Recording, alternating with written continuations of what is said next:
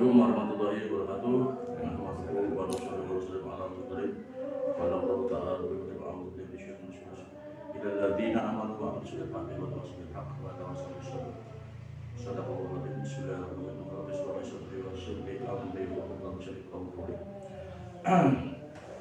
Pemirsa JBTV di mana berada, menjadi punya Allah. Alhamdulillah pada hari ini kami kedatangan seorang ulama.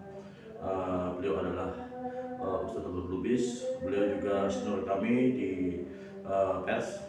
Jadi beliau dulu mantan wartawan Istana Negara zaman Orde Baru, dan beliau sekarang jadi ulama dan pimpin salah satu ponpes di Jawa Barat.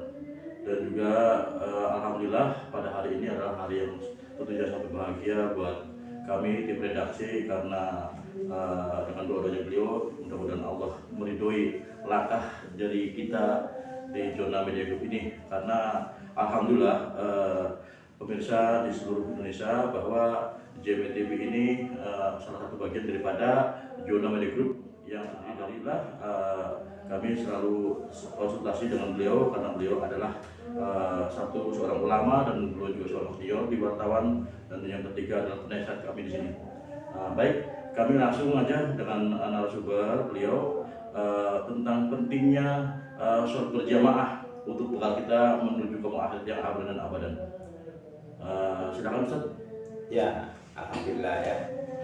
Jadi nahmadu wa nusalli wa nusallim ala rasulillah. Jadi sholat berjamaah ini udah satu paket ya. Kalau paketnya itu ya pertama dia harus diadakan di awal waktu, ala waktiha. Yang kedua dia harus diadakan fi buyutillah, di rumah-rumahnya Allah ataupun di masjid musola. Yang ketiga caranya adalah berjamaah. Nah itu. Jadi 3 kriteria ini harus ada dalam sholat. Kalau 3 kriteria ini nggak ada, sholatnya nggak diterima. Makanya waktu Nabi pulang dari Mi'raj, ya kan Nabi bersabda bahwa as-sholatu mi'rajul mu'min. Sholat itu adalah mi'rajnya orang beriman. Seharusnya kita peringatan Isra Mi'raj itu nggak sekali setahun, kelamaan. Harusnya kalau menurut hadis ini mi'rajnya orang beriman itu ya sholat 5 waktu. Harusnya peringatan Isra Mi'raj itu harusnya 5 waktu sehari semalam, baru benar itu. Jadi suatu waktu ya kan? Iya, dari waktu. Iya. Nah, karena sekarang kalau misalnya kita bicara sholat secara total ya, saya mau bicara referensi aja. Kalau berdebat kan banyak gini-gini kan, orang kalau udah nggak mau kan banyak alasannya. Di dalam hadis dikatakan sholatul jamaah sunanul huda. Sholat berjamaah itu adalah sunnah yang bawa hidayah. In taraktum sunnatan nabiyukum ladalaltum. Kalau kamu tinggalkan sunnahmu ini, sunnah nabimu ini, ladalaltum, pasti kamu sesat. Pakai orang takkid, pasti kamu sesatnya. Jadi kalau nyari orang sesat nggak usah susah-susah. Orang nggak sholat berjamaah jauh udah pasti sesat. Gitu ya. Masya Allah ya. Iya. Jadi memang begitu pentingnya sholat berjamaah gitu ya. Iya. Memang itu adalah contoh Rasulullah menyatakan bahwa kita itu sholat berjamaah gitu. Ya. Satu gini. Dalam hadis yang lain Nabi bersabda, jiranul masjid arba'ina baitan. Tetangga masjid itu 40 rumah. 8 depan, belakang, kiri kanan, jadi 160 rumah. Itu kan angkanya itu pas itu kan? Hadis kan? Jadi 160 rumah ini la sholata li jaril masjid illa fil masjid. Tidak ada sholat bagi tetangga masjid kecuali di masjid. Jadi sholat enggak di masjid itu bukan sholat, tidak ada sholat kan, kecuali di masjid. Gitu. Nah, jadi orang yang sholat di rumah itu, nah, itu berarti tidak sholat kalau menurut ini, kecuali perempuan tidak diwajibkan ke masjid. Kalaupun dia ke masjid tidak boleh dilarang asal jangan menimbulkan fitnah. Atau mungkin orang ujung ya, sakit tuh kali. Nah itu ada lagi hadisnya. Nah, ada lagi hadis yang lain lagi. Kan dibilang di situ kan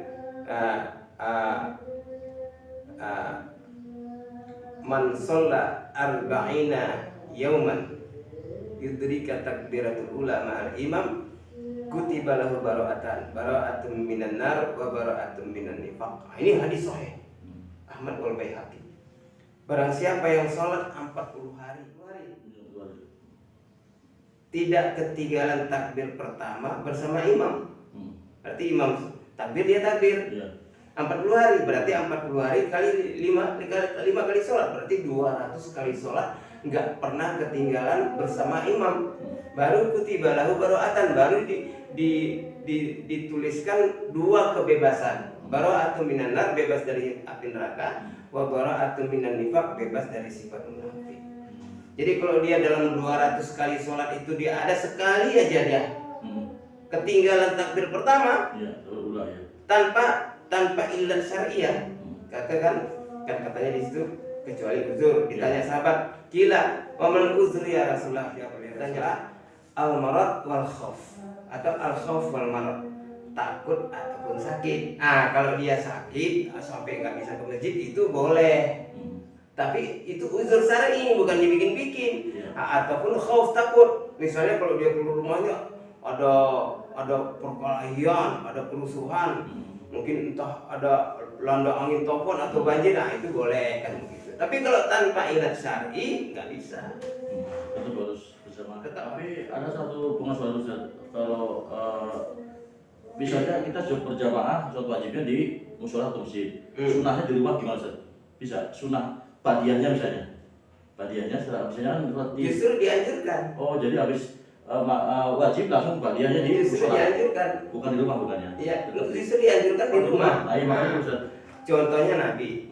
Kalau Nabi itu bukan kebetulan ya, memang rumahnya Nabi itu satu hurfa dari Masjid Nabawi, satu hurfa, kira-kira ada 10 langkah sudah jadi rumah dia. Di situ tinggalnya Nabi, ya kan? Makanya Nabi kalau Bilal sudah azan, dia sholat qobliyahnya di rumahnya, habis sudah datang ke masjid, baru ke masjid ada qomat baru sholat.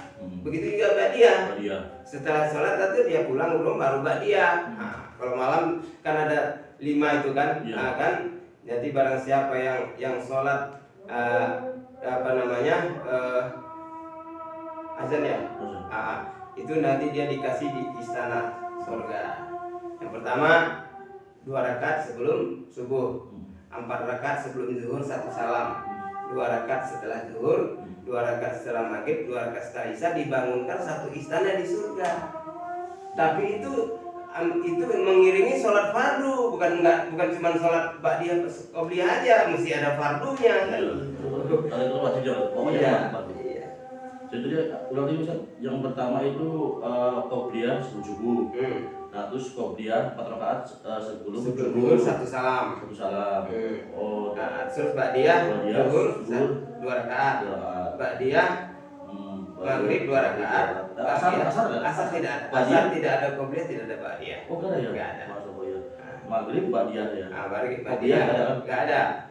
Iya, ba'diyah. Tapi kalau ada orang sholat enggak usah dilarang, karena Nabi pernah ada orang sholat sebelum maghrib, sudah setengah azan, tapi Nabi tidak melarang dan tidak menyuruh dan tidak mencontohkan, tapi tidak melarang. Berarti suatu tak itu berarti satu yang jais saja, yang boleh-boleh aja. Iya. Mungkin barangkali sholat fardu, sholat wudu barangkali saja. Ya, mungkin bisa jadi. Biasanya kalau Bilal bin Rabah itu kan habis kalau dia buang angin atau apa, dia berwudu lagi baru sholat 2 rakaat. Tapi di 3 waktu itu kita dimakruhkan, bahkan diharamkan. Misalnya antara isyraq dengan duha, itu belum nggak ada waktu sholat. Terus di penggalah matahari menjelang zuhur, terus antara asar dengan maghrib tidak ada sholat. Nah itu. Kalau sholat seperti sholat qiyamul lail itu bagusnya di rumah apa di musola atau masjid? Qiyamul lail. Qiyamul lail itu ada juga wa ta'ifatum minal ladzina ma'ak, segolongan dari kamu boleh berjamaah. Boleh. Dibolehkan, tapi tidak menjadi wajib, karena qumil laila illa qalil, tegakkanlah qiyamul lail kamu itu, tapi illa qalil, kecuali sedikit orang yang siap, karena berat. Makanya Nabi waktu bulan Ramadan itu hari pertama dia sholat diikutin orang, hari kedua dia sholat lagi diikuti lebih banyak, hari ketiga Nabi pulang. Ditanya sama sahabat, dikejar, kenapa dia pulang? Aku takut ini sholat ini nanti diwajibkan oleh umatku padahal tidak diwajibkan. Jadi sholat tarawih itu tidak wajib. Tapi kadang-kadang kita kan sholat tarawihnya rame, sholat isya-nya kagak, seakan-akan sholat tarawih lebih wajib daripada isya. Nah, itu harusnya dijelaskan. Gitu. Buka puasa, habis buka puasa orang saking apanya puasa kurang, udah sholat di rumah. Nah nanti sholat apa saya orang itu sampai ke belakang-belakang. Nah, itu kan udah nggak benar. Harusnya yang 5 waktunya yang perlu apa ada ilmunya lah ya, artinya tahu mengenai hal kayak gini. Ya. Man amila amalan laisa lahu fi amrina fa huwa raddun. Barang siapa beramal satu amal aja tapi nggak ada perintah, nggak ada contoh, fa huwa raddun, maka ditolak. Makanya perlu ilmu. Ilmu itu bukan hanya sekedar keperluan, tapi memang harus ada. Kalau nggak ada ilmu ya ditolak. Makanya Nabi diutus untuk menjelaskan ilmunya, caranya. Sunnah Nabi itu ilmu semuanya kan. Bagaimana tidur Nabi, makan Nabi, jalannya Nabi, sholatnya Nabi, berjuangnya Nabi, dakwahnya Nabi, ngomongnya, akhlaknya Nabi. Itu kan semuanya contoh kehidupan. Dan itu kan ilmu yang harus dilihat. Nah, tapi sekarang karena ada kitab-kitab harus dibaca. Kalau dulu sahabat nggak baca kitab, melihat Nabi langsung. Nah, kalau sekarang kita kan nggak baca kitab dulu. Maka dalam kitab ada penjelasan, ada sarahnya, ada matannya, ada riwayatnya. Jadi harus dipelajari semua. 3 tahun minimal, maksimal 6 tahun, lebih maksimal lagi 9 tahun gitu. Jadi bukan seorang mati kepala wafayan badi setelah mustalah hadis sampai kepada tafsir semua bisa dijalankan oleh satu orang ulama. Itu barulah di satu kampung itu akan bersinar kalau ulamanya ada. Jadi Ustaz, jadi mungkin insya Allah mudah-mudahan bisa menjadikan motivasi buat masyarakat Indonesia bahkan dunia dan khususnya buat kami pribadi dan keluarga serta seluruh kru dari Jona Media Group. Jadi mudah-mudahan bisa menjaga 5 waktunya, terus selalu juga sholat qabliyah badiyah, yaumul lail, terus sholat duha Ustaz ya. Bagus. Selalu berzikir kepada Allah, selalu berwudu, jadi seperti itu. Insya Allah nanti ada ketenangan dalam hati saja. Allah akan merasa bahagia, rasa kecukupan. Nanti episode ini akan kita sambung lagi supaya nanti. Kira begitu aja dulu.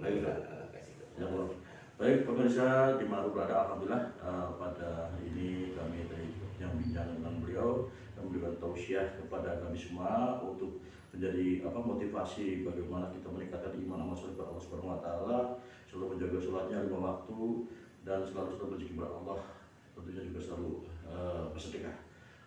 Baik, mudah-mudahan apa yang tadi disampaikan oleh Ustaz Abdul Lubis menjadikan ilmu buat kita semuanya. Kiranya sekian sahabat TV. Assalamualaikum warahmatullahi wabarakatuh.